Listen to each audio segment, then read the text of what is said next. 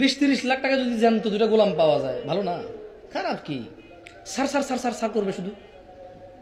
হ্যাঁ, অফিসে সার ডাকে, রাস্তায় মানুষ সার ডাকে, মসজিদে আসলে ইমাম হলো নেতা, এনে তো আর সার ডাকবে না। সভাপতি হয়ে গেলে জি হুজুর, জি হুজুর, হ্যাঁ হুজুর, হ্যাঁ হুজুর। তো 30 লাখ টাকায় দুটা জ্যান্ত গোলাম পাওয়া গেলে ভালো না? না, আমি কিন্তু ইমাম মুয়াজ্জিনকে গোলাম বলতেছি না, সভাপতিরা মনে করে।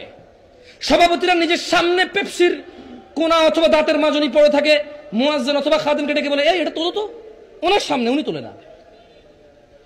ওই মাথায় আলেম, হাফেজ, 5 ওয়াক্ত নামাজি, ইবাদত গুজার মানুষটাকে ওখান থেকে ডেকে না বলে, এটা তোলো তো, এই যে এটা তোলো। কেন? বেতন দেয় নাকি? এই জন্য এরকম মনে করে সভাপতিরা। যাই হোক, নূহ আলাইহিস সালাম ওনার জাতিকে প্রকাশ্যে ডাকছে। আর কিভাবে ডাকছে?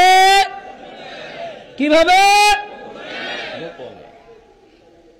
জাতি এটা শুধরায় নাই। জাতিটা কি করে নাই? শুধরায় নাই। এইবার এই জাতিকে এক বিশাল অফার দিছে। মজার কথা হলো, এই অফার উম্মতে মুহাম্মদীর জন্য আজ পর্যন্ত বহমান। আলহামদুলিল্লাহ। উনি বলছে যে ফাকুলতু ইয়া আল্লাহ, ফাকুলতু, অতঃপর আমি আমার জাতিকে বললাম, ইস্তাগফারু রাব্বাকুম, তোমরা তোমাদের প্রতিপালকের কাছে ক্ষমা চাও। কি চাও? ইন্নাহু কানা গাফফারা, আমার রব অত্যন্ত ক্ষমাশীল। ইউরসিলিস সামা আলাইকুম মিদরারা, তোমরা যদি আমার রবের কাছে ক্ষমা চাও, তাইলে তিনি অজস্র ধারায় তোমাদের উপর বৃষ্টি বর্ষণ করবে। এই দুর্ভিক্ষ, এই মাটি ফেটে যাওয়া, এই খরা, এই পানির সংকট থাকবে না। তিনি অজস্র ধারায় এই মরুকে বৃষ্টি দিয়ে উর্বর করে দেবে। কি চাইলে?